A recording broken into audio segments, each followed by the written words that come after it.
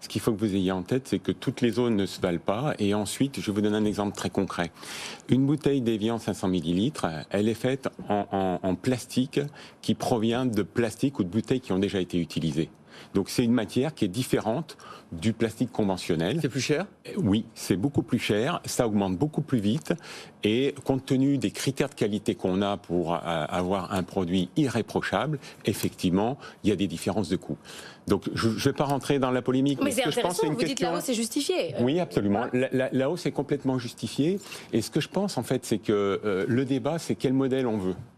Quel modèle on veut? Est-ce qu'on veut aller vers de l'économie circulaire? Est-ce qu'on veut aller vers une protection de la planète pour les eaux? Est-ce qu'on veut aller dans le domaine des produits laitiers vers l'appauvrissement de notre système laitier? Ou est-ce qu'on veut donner des rémunérations satisfaisantes à nos éleveurs?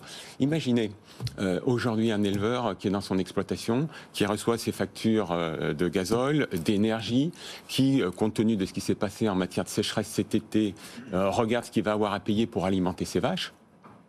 C'est quand même des choses qui sont des réalités. Nous, en tant qu'entreprise, on doit prendre ça en compte, on doit les accompagner. D'ailleurs, très prochainement, on va retourner voir nos clients pour leur demander de nous accompagner face à cette réalité de l'amont agricole. Il faut absolument que l'on puisse protéger l'ensemble des écosystèmes, nos fournisseurs. On va aller voir nos clients. Vos clients, c'est sur la grande surface. Oui, bien sûr. Vous allez leur demander quoi ?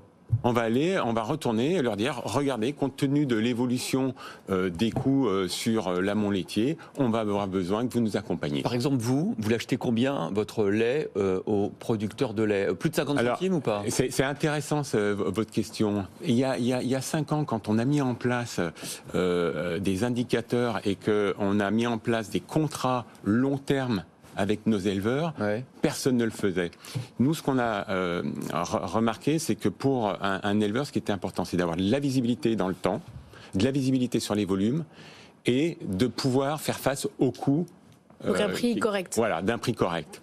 On a mis en place des contrats il y a 5 ans et ils évoluent en fonction de l'évolution des coûts. On est à plus de 50 centimes aujourd'hui ou pas ? Maintenant, l'ensemble des entreprises le font et d'ailleurs, je suis très heureux de constater que, y compris des distributeurs, sont dans cette dynamique-là. Ouais. Donc, on est en permanence sur l'accompagnement de l'ensemble de notre... Vous n'avez pas voulu me dire combien vous achetiez le lait Non, parce que ça dépend, en fait, ça dépend des régions en fonction des conditions d'exploitation et donc, suivant les régions, il y a des prix différents. Est-ce que vous passez d'un client comme Intermarché ?